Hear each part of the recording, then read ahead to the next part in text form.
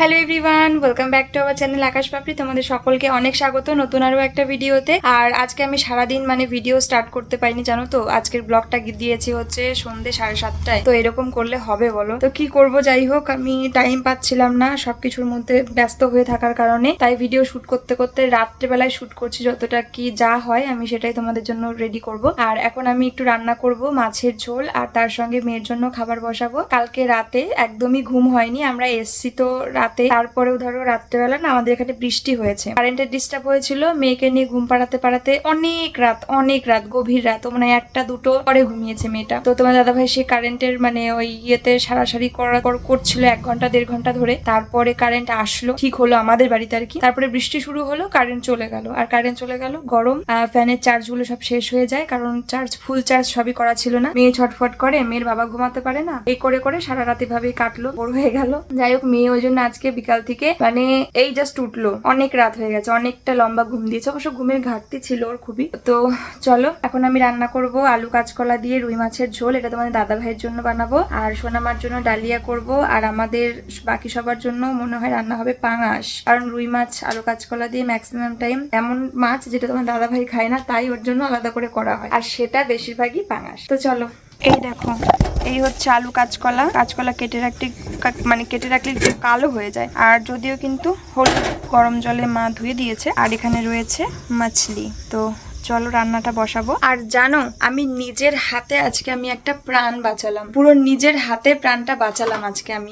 এর মধ্যে ধরপড় করছে, কারণ আমাদের বাড়িতে এমন একটা শয়তান রয়েছে যেটা প্রতিনিয়ত যখন খুশি তখন পারলেই এরকম প্রাণ নষ্ট করে। তো সেই জন্যই আর কি ভীষণ খারাপ লাগে, ভয় লাগে। এর আগেও এই জঘন্যতম কাজ ঘটেছে বহুবার। আমাদের ঘরে 2টো পাখি ছিল, দেখেছো, বাচ্চা দিয়েছিল। তো তোমরা অনেকেই তার মধ্যে বলেছিলে পাখির বাসা করেছে ভালো, সেটা অনেকে বলেছো সেটা ঠিক না আর কি, ভালো না আর কি, তো সে ভালো মন্দ আর তখন বিচার করার সময় নেই, কারণ অলরেডি যখন দেখেছি পাখির বাসা করে ডিম পাড়া হয়ে গেছে, আর সেটাকে ভেঙে ফেলা বা নষ্ট করে ফেলার মতন পাপ হয়তো জেনে শুনে করলে কম পাপ ভগবান দেবে না আমাকে, তাই না? তো তারপরে সে সযত্নে ভেবেছি যে ভালোই যত্নে আছে, ঝড় বৃষ্টিতে হচ্ছে না, বাচ্চা হয়, বাচ্চাটা বড় হয়, 2টো বাচ্চাই প্রায় মনে হয় যেন উঠতে শিখবে, প্রায় শিখেই গেছে। প্রথমে তো কোনো পালক থাকে না, সেই পালকগুলো হয়, সবই কম বেশি দেখে এসেছি। সেই ওড়ার আগ মুহূর্তে আমাদের বাড়ির ওই পিচাসটা, শয়তানটা, ওই একটা পুষি আছে প্রচন্ড অসভ্য। তো ওই বিড়ালটা ওই পরে উঠে,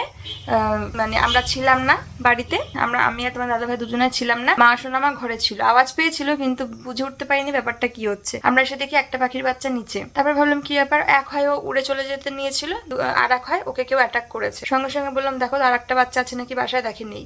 তারপরে বললাম সঙ্গে সঙ্গে বাড়ির বিড়ালকে দেখে আসো কোথায়। হ্যাঁ, বিড়াল একটা বাচ্চাকে অলরেডি মেরে কামড়ে ধরে বসে রয়েছে। তারপরে কিন্তু আমরা ওই বাচ্চাটাকে এখান থেকে সরিয়ে দিই, একটা যথাযথ উপযুক্ত জায়গায় দিয়ে দিই। তেমনই আজকে অন্য আর একটা পাখির বাচ্চা, কোথার থেকে একটা পাখির বাচ্চা কামড়ে নিয়ে এসেছে, জানো। এই মাত্র চি চি চি আওয়াজ করছে, আমিও ঘরের থেকে শুনছিলাম যে বাইরের পাখিটা কি আওয়াজ করছে গাছে ফাছে। মাও আমাকে বলছে দেখো কি এই অবস্থা। তো ওইটাকে পাটকাঠি দিয়ে মেরে ও ছাড়াই, ও জঙ্গলে চলে গেছে, সেখানে গিয়ে ছাড়িয়েছি। যে আর এত হিংস্র হয় বিড়াল, ওর মুখের থেকে মাছ বা অন্য কোনো জিনিস তুমি কেড়ে করেও ছাড়াতে পারবে না, গর্জন করবে, গ্যাঁ করে।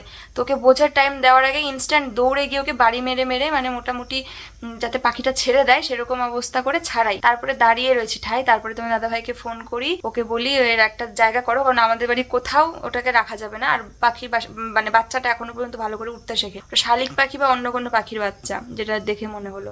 তাই ও একটা পাত্রে করে কোথায় যাই না আমি রাখতে গেল, ধরো এরকম কোনো সেফ জায়গা, বাসা বা কেউ পাখি টাকি কারোর বাড়িতে আছে, যাই হোক কিছু একটা ব্যবস্থা নিশ্চয়ই করে আসবে।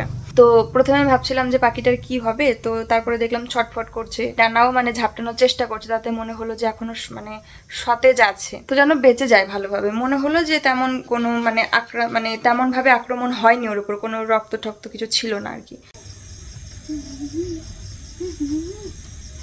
কি গো, ওই কি করলা? নিল তার পাখিটা কি আছে নাকি, না এমনি নিল? জানি না, এমনি নিল, নিয়ে রাখবে তো অন্য পাখির সাথে।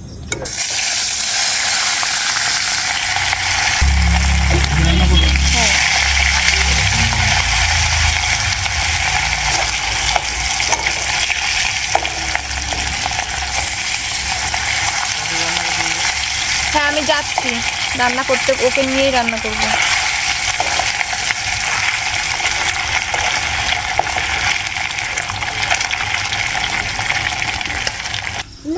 হুম, দাও। তুমি কলাটা খেলে না কেন? হুম কি মা? ওটা নেই তো, ওটা ফুরিয়ে গেছে। তুমি তো সব খেয়ে নিয়েছো, তাহলে কি হবে এখন বলো? কে খেয়ে নিয়েছে? দাদা এনে দেবে? দাদা কোথার থেকে এনে দেবে?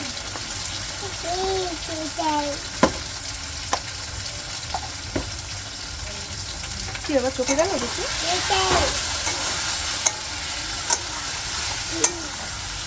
এ আছে ওগুলোতে, ধরিস না শোনা।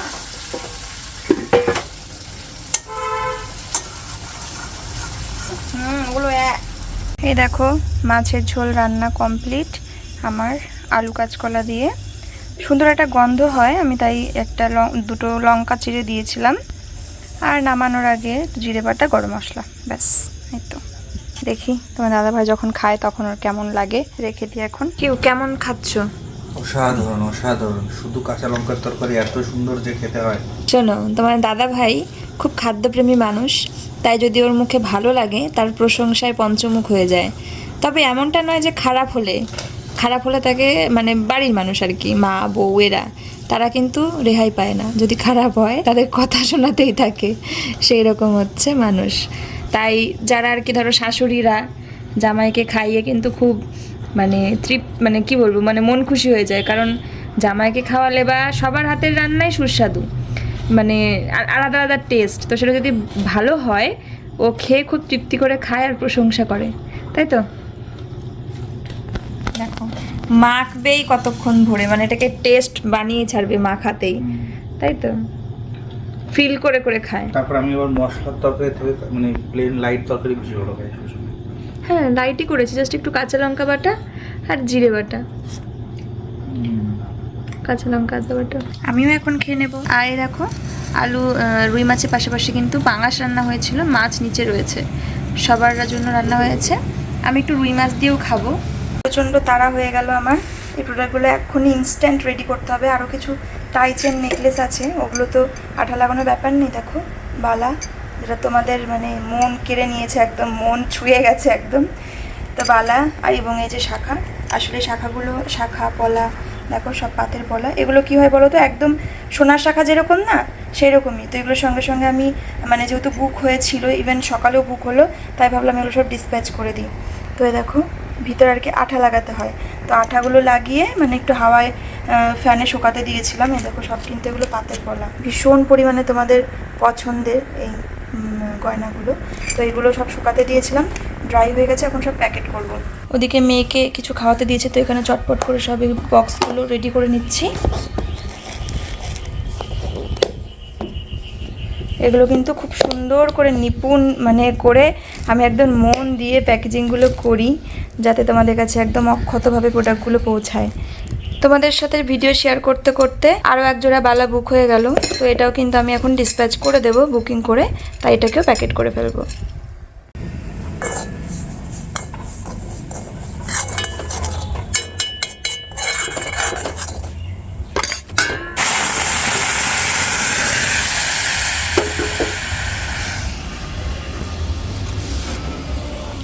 এঁচড় চিংড়ি। দেখো দুপুরবেলা চলে আসলাম, এখন কিন্তু আমি একটু ভিডিও এডিটে বসবো, কারণ তোমাদেরকে এখনো পর্যন্ত ব্লগ রেডি করা হয়নি তোমাদের জন্য। তো যাই হোক, ভিডিও এডিটটা করবো। আর তোমাদের দাদাভাই চলে গেল, এখন কিন্তু একদম দুপুর, মানে কটা বাজে, 2টো বাজে। তো বাইক নিয়েও বেরিয়ে পড়লো পার্সেল দিতে, কারণ হচ্ছে প্রোডাক্ট, হ্যাঁ মা আসছি, দাঁড়াও। প্রোডাক্ট হচ্ছে প্যাকেজিং করা হয়েছিল না কালকে, তাই কিন্তু আজকে মানে তো ওই জন্য যেহেতু আমাদের টাইমটা নষ্ট হয়ে গেছিলো, তো মানে পার্সেল তো নিতে আসে, তো যথাযথ সময় রেডি তো করতে হবে, রেডি করা ছিল না জন্য দেখো প্যাকিং করতে গিয়ে একচোট আর কি সমস্যা। তো আমি একটু তাড়াতাড়ি করে প্যাকিংগুলো করি, ওই জন্য তোমার দাদাভাইকে বলেছি মেয়েকে ধরো, আমি করছি। তো করে দিলাম, অনেকগুলো পার্সেল ছিল। আর এখন কিন্তু মেয়েকে স্নান করালাম, খাওয়ালাম, এগুলো করলাম, আবারও খাওয়াবো, মানে ওঠার পরে থেকে ওগুলো করা হয়ে গেছে, এবার অনেকটা আরো মানে 2 ঘন্টা পেরিয়েও গেল। তো হচ্ছে এবার হচ্ছে মেয়েকে ভাত খাওয়াবো, তার আগে ভিডিও এডিট করব, দেখি যদি হয়ে যায় তাহলে পরে তো খুবই ভালো। আর এখন আগে জামা কাপড় ভাঁজ করব, মেয়ে জামা কাপড় অনেকদিন ধরে আর কি জমে রয়েছে, ওগুলো গুছিয়ে রাখতেই পারছি না, ওই ঘরে ছিল। তো এখন আমি জামা কাপড়গুলো ভাঁজ করে ভিডিওর কাজে বসবো, তারপরে মেয়েকে খাওয়াবো। দেখো কত কিছু জমে রয়েছে, এগুলো সব এখন ভাঁজ করব।